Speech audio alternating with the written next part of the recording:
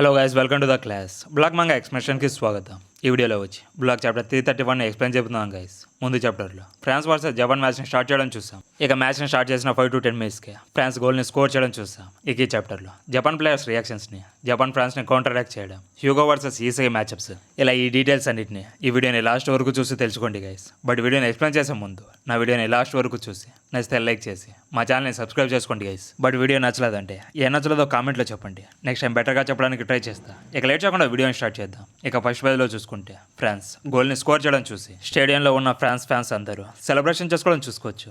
అయితే Japan fans ఏందిరా బాబు, match start అయ్యి 5 to 10 మినిట్స్ మాత్రమే అయింది, అప్పుడే ఫ్రాన్స్ టీం ఒక గోల్ని స్కోర్ చేసిందని షాక్ అయిపోతారు. ఇంకో పక్క ఈగో రోబోకి ఎలా అయితే ఎమోషన్స్ ఉండవో అలా ఎమోషన్స్ లేకుండా, ఏం రియాక్షన్స్ ఇవ్వకుండా బీచ్కి వచ్చి ఎంజాయ్ చేస్తున్నట్టు చైర్లో అలా కూర్చొని ఏం పట్టినట్టు మ్యాచ్ని చూస్తూ ఉంటాడు. ఇక్కడ ఈగో ఏం ఆలోచిస్తున్నాడో ఒక రో కూడా అర్థం కావడం లేదు. అయితే జపాన్ ఓడిపోయే సిచ్యువేషన్లో ఉందో లేదా తను ప్లాన్ చేసినట్టే అక్కడ జరుగుతుందో మనకైతే ఇంకా క్లారిటీగా తెలియదు. ఇంకో పక్క కామెంటేటర్స్ ఫ్రాన్స్ గోల్ని చూసి జపాన్తో వార్ని డిక్లేర్ చేసి ఒక ర్యాపిడ్ ఫైర్ అటాక్తో 5 మినిట్స్లోనే ఒకే ఒక షాట్తో గోల్ని స్కోర్ చేశారు. ఇక్కడ ఫ్రాన్స్ ఒక అద్భుతమైన ఫస్ట్ గేమ్ ప్లాన్తో చార్లెస్ గోల్ని స్కోర్ చేసి గేమ్ని సీజ్ చేసుకున్నాడని చెప్తాడు. ఇంకో పక్క చార్లెస్ గోల్ని స్కోర్ చేసిన తర్వాత హ్యూగో మీదకెక్కి ఒక సెలబ్రేషన్ పోజ్ని ఇస్తాడు. ఇక హ్యూగో ఫ్రాన్స్ స్కోర్ చేసినా కూడా తన ఐస్లో ఒక ఎమోషన్ కూడా ఉండదు. అలాగే లోకి ఫ్రాన్స్ ఒక గోల్ని స్కోర్ చేసిందని క్రౌడ్కి చూపిస్తూ ఉంటాడు. ఇక తర్వాత ఫ్రాన్స్ గోల్కి బ్లాక్ ప్లేయర్స్ రియాక్షన్ని చూసుకోవచ్చు. ఫస్ట్ వచ్చి బ్లాక్ డిఫెండర్స్, అందులో ఈగో. ఇక్కడ ఫ్రాన్స్ టీం వచ్చి చాలా స్ట్రాంగ్గా ఉంది, మనం టోటల్గా వాళ్ళ ట్రాప్లో పడిపోయామని చెప్తాడు. ఇక్కడ జపాన్ విన్ అవ్వాలంటే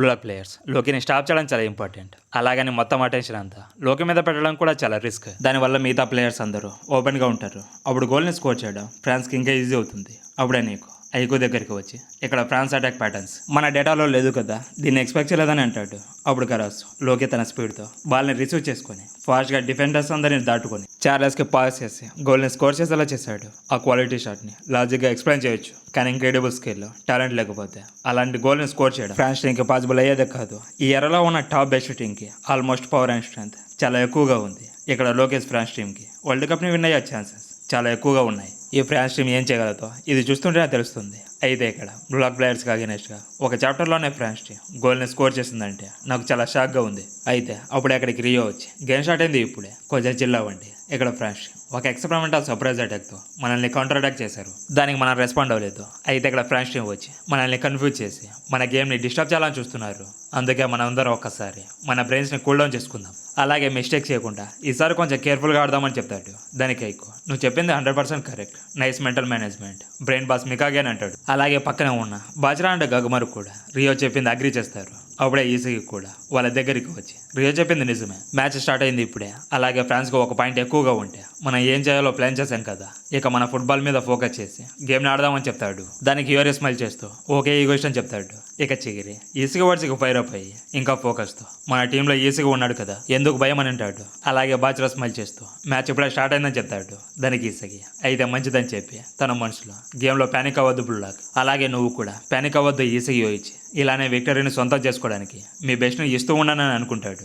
ఇక నెక్స్ట్ గేమ్ని స్టార్ట్ చేయడం చూసుకోవచ్చు. ఇక ఈసీకి బాల్ని తన పక్కన ఉన్న రిన్కి పాస్ చేస్తాడు. అయితే రిన్ నుంచి బాల్ని తీసుకోవడానికి లోకి వస్తూ ఉంటాడు. అప్పుడు కామెంటర్స్ వచ్చి ఇక్కడ జపాన్ ఫ్రాన్స్కి అగెనెస్ట్గా కౌంటర్ అటాక్ చేసి గోల్ని స్కోర్ చేస్తుందా. ఇక్కడ ఈసీగా అండ్ రిన్ ఇద్దరు ఒకరినొకరు పాస్ చేసుకుంటూ ముందుకు దూసుకెళ్ళిపోతున్నారని చెప్తారు. ఈ టెక్నిక్ లోకి మీద కూడా వర్క్ అయింది. ఇక రిన్కి పాస్ చేసి ఈసీగా ముందుకు వెళ్ళిపోయి ఉంటాడు. అప్పుడు రిన్ లోకి తన దగ్గరికి రాకముందే బాల్ని ఈసీకి పాస్ చేస్తాడు. అప్పుడు ఫ్రాన్స్ డిఫెండర్ ఈసీగా నుంచి బాల్ని తీసుకోవడానికి ట్రై చేస్తాడు. అయితే ఈసీకి బాల్ని జస్ట్ టచ్ చేసి రింగ్కి పాస్ చేస్తాడు. అప్పుడు చార్లెస్ రిన్ని బ్లాక్ చేసి ఈ టెక్నిక్ని యూజ్ చేయడం ఫస్ట్ మ్యాచ్లోనే చూసా. మీరు ఇద్దరు పాస్ చేసుకుంటూ అపోనెంట్ డిఫెండర్స్ నుంచి ఎస్కేప్ అయ్యి ఇద్దరులో ఒకరు గోల్ని స్కోర్ చేస్తారని చెప్తాడు. ఇక రిన్ చార్లెస్ 1-on-1 ఫైట్ చేసుకుంటూ ఉంటారు. అయితే ఫ్రాన్స్ టీంలోని డిఫెండర్ తన పేరు బ్యాట్ అంట, సేమ్ ఓరపందిలో ఉన్నాడు కానీ పేరేమో బ్యాట్ అని పెట్టాడు. ఇక తను చార్లెస్ ఇద్దరు రిన్ని బ్లాక్ చేసి తన నుంచి బాల్ని తీసుకోవాలని చూస్తారు. అయితే రిన్ దానికి మీరు ఇలా చేస్తారని మాకు ముందే తెలుసు, అందుకే దానికి మేము ముందుగానే ప్లాన్ చేసుకున్నామని రైట్ సైడ్లోకి పాస్ చేస్తాడు. అయితే రిన్ ఇక్కడ బాల్ని పాస్ చేస్తాడని చార్లెస్ బిలీవ్ చేసి ఉంటాడు. అందుకే అది చూసి షాక్ అయిపోతాడు. ఇక చిగిరి టాప్ స్పీడ్తో రైట్లో రన్నింగ్ చేస్తూ ఉంటాడు. అలాగే చాపా చిగిరిని ఆల్మోస్ట్ బ్లాక్ చేసే టైంలో చిగిరి బాల్ దగ్గరికి రీచ్ అయ్యి మేము కూడా గేమ్ని ఫాస్ట్గా ఆడగలమని లెఫ్ట్లో ఉన్న రియోకి డైరెక్ట్ క్రాస్ పాస్ని చేస్తాడు. దానికి రియో చిగిరి పాస్ని కాంప్లిమెంట్ చేస్తాడు. అయితే రియో దగ్గర 3 ఫ్రాన్స్ డిఫెండర్స్ వచ్చి గార్డింగ్ చేస్తూ ఉంటారు. అయినా కూడా రియో లోకి లాగా ఎయిర్లోకి జంప్ చేస్తాడు. అయితే పిఎక్సీ గేమ్లో ఆడిన ఒక డిఫెండర్ రియో షూట్ చేస్తున్నాడని బాల్ని షూట్ చేయనివద్దని చెప్తాడు. అయితే ఫ్రాన్స్ సెంటర్ బ్యాక్ ప్లేయర్ మేము అనుకున్నట్టు తను షూట్ చేస్తున్నాడని స్టాప్ చేయాలని చూస్తాడు. అప్పుడే రియో తను షూట్ చేయకుండా కాపీ బౌండ్ని యాక్టివేట్ చేసి కొనుగామి హెడర్ పాస్ టెక్నిక్తో ఈసీకి బాల్ని పాస్ చేస్తాడు. అది పిఎక్సీ గేమ్ ప్లేయర్ చూసి తను షూట్ చేయకుండా దానికి బదులు బాల్ని పాస్ చేశాడని సర్ప్రైజ్ అయిపోతాడు. ఇక బాల్ వెళ్ళి ఈసీకి ముందర పడుతుంది. దానికి ఈసీగా స్మైల్ చేస్తూ చాలా బాగా పాస్ చేసావని చెప్తాడు. అలాగే ఇక్కడ ఈసీ ఐస్ను చూసుకుంటే తన మెటావిజన్ యాక్టివేట్ చేశాడు. అలాగే పజిల్ పీసెస్ కూడా తన చుట్టూ ఫ్లోటింగ్ అవుతూ ఉండడం చూసుకోవచ్చు. ఇక ఈసీకి ఒకే ఒక జాబ్ మిగిలి ఉంది. ఆ బాల్ని తీసుకొని షూట్ చేసి గోల్ని స్కోర్ చేయడం. అయితే EC updated version Hugo sudden గా ఈసీ దగ్గరికి వచ్చి బ్లాక్ చేయడం చూసుకోవచ్చు. ఇక హ్యూగో ఈసీని బ్లాక్ చేసి మీ బ్లూ లాక్ టీం చాలా మంచి టీం అని ఈసీని ఎగతాలు చేస్తాడు. అయితే ఇక్కడ ఈసీ వచ్చి బ్యాక్లో అస్సలు చూడడం లేదు. తను టోటల్గా ఆపోజిట్ డైరెక్షన్లో చూస్తున్నాడు. ఇక హ్యూగో ఈసీని బ్లాక్ చేయడం చూసి సర్ప్రైజ్ అయిపోతాడు. ఒకసారి ప్యానల్ని చూడండి. హ్యూగో ఈసీని ఎలా గ్రిప్ చేసి పట్టుకున్నాడు. ఇక్కడ తన ఫోర్స్ను చూస్తుంటే ఈసీ బాడీలో కొన్ని ఎముకలు విరిగిపోయి ఉంటాయేమో. ఇక నెక్స్ట్ పేజ్లో చూసుకుంటే టూ గన్ వాలీబాల్ టెక్నిక్ ఎలా వర్క్ అవుతుంది, ఎందుకు వర్క్ అవుతుందని ఫుల్ ఎక్స్ప్లెనేషన్ డీటెయిల్గా ఉంటుంది. ఇక హ్యూగో ఈసీని ఇక్కడ నీ two gun volleyball technique work ఎప్పుడవుతుందో తెలుసా? నువ్వు ఓపెనండి ముందర ఉండి డీల్ చేయడం వల్ల, ఒక లెగ్తో ఫెయింట్ చేసి ఇంకో లెగ్తో షూట్ చేయడం వల్ల. నువ్వు ఏ లెగ్తో షూట్ చేస్తావని ప్రిడిక్ట్ చేయడం ఇంపాసిబుల్. కానీ ఒకవేళ ఎవరైనా ఆ గ్యాప్ని క్లోజ్ చేసి నిన్ను స్టాప్ చేయడానికి వచ్చినప్పుడు నువ్వు బొచ్చు కూడా పీకలేవని చెప్తాడు. ఇక్కడ హ్యూగో ఈసీని ఒక బుక్ లాగా ఈజీగా రీడ్ చేశాడు. లేదు అది కూడా కాదు, దానికి మించి ఇక్కడ ఈసీగా మైండ్ని చాలా ఈజీగా ప్రిడిక్ట్ చేశాడు. ఇక్కడ హ్యూగో వచ్చి ఈసీగా ప్రతి ప్లాన్ని ఫైండ్ అవుట్ చేశాడు. ఇక్కడ ఈగో ఈసీని ఇక్కడ నీ వెపన్ని లాజిక్తో క్రష్ చేస్తానని చెప్తాడు. దానికి ఈసీ ఈ నా కొడుకు నా మూవ్స్ని అనలైజ్ చేసి ఆ డేటాని యూజ్ చేసుకొని నా మూవ్స్ని ముందుగానే ప్రిడిక్ట్ చేసి నన్ను స్టాప్ చేస్తున్నాడని చెప్తాడు.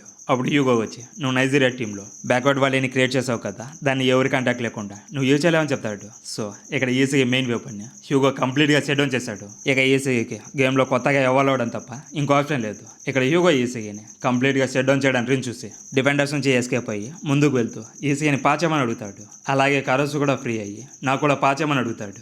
దానికి ఈసీకి థ్యాంక్స్ చెప్పే లోపే మళ్ళీ రెనిని కరాసుని డిఫెండర్స్ వచ్చి బ్లాక్ చేస్తారు. దాంతో ఈసీని కంప్లీట్గా కార్నర్ చేసి యూజర్స్ని చేస్తారు. ఇక్కడ హ్యూగో వచ్చి దాన్ని కూడా ఆల్రెడీ ప్లాన్ చేసి ఈసీతో ఒకవేళ మేము నీ టీమ్మేట్స్ని నీ గెలిచి చేయకుండా బ్లాక్ చేస్తే నువ్వు ఎవరికి కూడా పాస్ చేయలేవు. ఒకవేళ మేము నిన్ను క్రష్ చేస్తే నీళ్ళు లేకుండా చేప చచ్చిపోయినట్టు, నీ హెల్ప్ లేకుండా బ్లూ లాక్ ఆ చేపతో సమానం అని చెప్తాడు. ఇక్కడ మ్యాచ్ స్టార్ట్ అయ్యి ఓన్లీ 2 చాప్టర్స్ మాత్రమే అయింది. అప్పుడే హ్యూగో ఈసీ ఎవరి ప్లాన్ని ప్రిడిక్ట్ చేసి కంప్లీట్గా క్రష్ చేసి పారేస్తాడు. అయితే ఇక్కడ ఎందుకని న్యూ జనరేషన్ ప్లేయర్స్ ఈసీతోనే ఫైట్ పెట్టుకుంటున్నారు. ఫస్ట్ కైజర్, ఆ తర్వాత లోరెన్సో, ఇప్పుడు హ్యూగో. అలానే ఇంకొన్ని చాప్టర్స్లో లోకి కూడా చేస్తాడేమో. ఇక్కడ హ్యూగో ఎంత స్కేరీగా ఉన్నాడు అంతే ఎక్సైట్మెంట్తో ఈసీ ఐస్ కార్తీక దీపంలో దీపంలాగా వెలిగిపోతూ ఉండడం చూసుకోవచ్చు.